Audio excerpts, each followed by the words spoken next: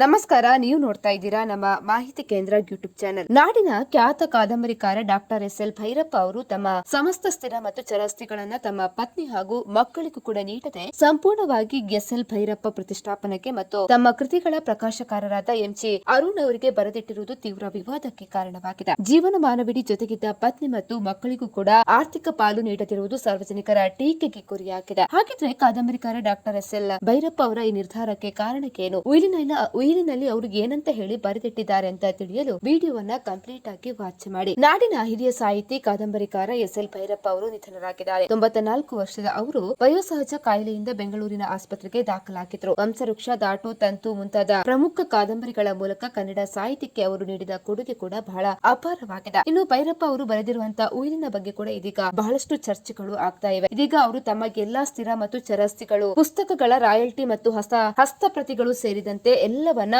MG. Arun ಅವರಿಗೆ ನೀಡಿದ್ದು, ಇದನ್ನ ಎಸ್.ಎಲ್. ಭೈರಪ್ಪ ಪ್ರತಿಷ್ಠಾನದ ಚಟುವಟಿಕೆಗಳಿಗೆ ಮಾತ್ರ ಬಳಸಬೇಕು ಅಂತ ಹೇಳಿ ಅವರು ಉಯಿಲಿನಲ್ಲಿ ಬರೆದಿಟ್ಟಿದ್ದಾರೆ. ಇನ್ನು ಮೈಸೂರಿನ ಕುವೆಂಪು ನಗರದಲ್ಲಿರುವಂತಹ ತಮ್ಮ ವಾಸದ ಮನೆಯನ್ನು ಕೂಡ ಪ್ರತಿಷ್ಠಾನದ ಕಚೇರಿ ಹಾಗೂ ಸ್ಮಾರಕವನ್ನಾಗಿ ಪರಿವರ್ತನೆ ಮಾಡಬೇಕು ಅಂತ ಹೇಳಿ ಅವರು ಬರೆದಿಟ್ಟಿದ್ದಾರೆ. ತಮ್ಮ ಪತ್ನಿ ಎಸ್.ಬಿ. ಸರಸ್ವತಿ ಅವರು ತಮ್ಮ ಜೀವಿತ ಅವಧಿಯವರೆಗೆ ಆ ಮನೆಯಲ್ಲಿ ವಾಸ ಮಾಡಬಹುದು. ಅವರಿಗೆ ಮನೆ ಮಾರಾಟ ಮಾಡುವ ಅಥವಾ ಪರಭಾರ ಮಾಡುವ ಹಕ್ಕು ಇರುವುದಿಲ್ಲ ಅಂತ ಹೇಳಿ ಬರೆದಿಟ್ಟಿದ್ದಾರೆ. ಪತ್ನಿಯವರ ಕಾಲ ನಂತರ ಈ ಮನೆಯು ಕೂಡ ತಮ್ಮದೇ ಪ್ರತಿಷ್ಠಾನಕ್ಕೆ ಸೇರಬೇಕು ಅಂತ ಹೇಳಿ ಅವರಿದೀಗ ಉಯಿಲಿನಲ್ಲಿ ಬರೆದಿಟ್ಟಿದ್ದಾರೆ. ಇನ್ನು ಮೊದಲ ಮಗ ಆರ್ಥಿಕವಾಗಿ ಉತ್ತಮವಾಗಿರುವುದರಿಂದ ಮತ್ತು ಕಿರಿಯ ಮಗ ಎಸ್.ಪಿ. ಉದಯಶಂಕರ್ ಅವರಿಗೆ ಈ ಹಿಂದೆ ನೀಡಿದ ರೂಪಾಯಿ 50 ಲಕ್ಷ ಕೊಡುಗೆಯನ್ನು ಸಹ ತಿದ್ದುಪಡಿ ಮಾಡಿ ಉಯಿಲಿನಲ್ಲಿ ರದ್ದುಪಡಿಸಿದ್ದಾರೆ. ಇನ್ನು ಇಬ್ಬರು ಮಕ್ಕಳಿಗೂ ಕೂಡ ಆಸ್ತಿಯಲ್ಲಿ ಯಾವುದೇ ಪಾಲು ಕೂಡ ಸಿಕ್ಕಿಲ್ಲ. ಇನ್ನು ಎಂ.ಜಿ. ಅರುಣ ಅವರಿಗೆ ವೈಯಕ್ತಿಕವಾಗಿ ರೂಪಾಯಿ 50 ಲಕ್ಷಗಳ ಕೊಡುಗೆಯನ್ನು ಕೂಡ ಅವರು ನೀಡಿದ್ದಾರೆ. ಇನ್ನು ಡಾಕ್ಟರ್ ಭೈರಪ್ಪ ಅವರು 2020 ರಿಂದ 25ರ ಅವಧಿಯಲ್ಲಿ ತಮ್ಮ ಉಯಿಲಿನಲ್ಲಿ ಆಗಾಗ ಬದಲಾವಣೆಗಳನ್ನ ಮಾಡಿ ಅಂತಿಮವಾಗಿ ತಮ್ಮ ಎರಡನೇ ಮಗನಿಗೆ ನೀಡಿದ ಆಸ್ತಿಯ ಪಾಲನ್ನು ಸಹ ರದ್ದುಗೊಳಿಸಿದ್ದಾರೆ. ಈ ಎಲ್ಲಾ ನಿರ್ಧಾರಗಳು ಇದೀಗ ವ್ಯಾಪಕ ಚರ್ಚೆಗೆ ಕೂಡ ಕಾರಣವಾಗಿದೆ. ಸ್ನೇಹಿತರೆ, ನಾವು ಮಾಡಿರುವಂತಹ ವಿಡಿಯೋ ಇಷ್ಟ ಆದಲ್ಲಿ ವಿಡಿಯೋಗೊಂದು ಲೈಕ್ ಅನ್ನು ಕೊಡಿ. ಇನ್ನು ಮತ್ತಷ್ಟು ಅಪ್ಡೇಟ್ಗಾಗಿ ನಮ್ಮ ಚಾನೆಲ್ ಅನ್ನು ಕೂಡ ಸಬ್ಸ್ಕ್ರೈಬ್ ಮಾಡ್ಕೊಳ್ಳಿ.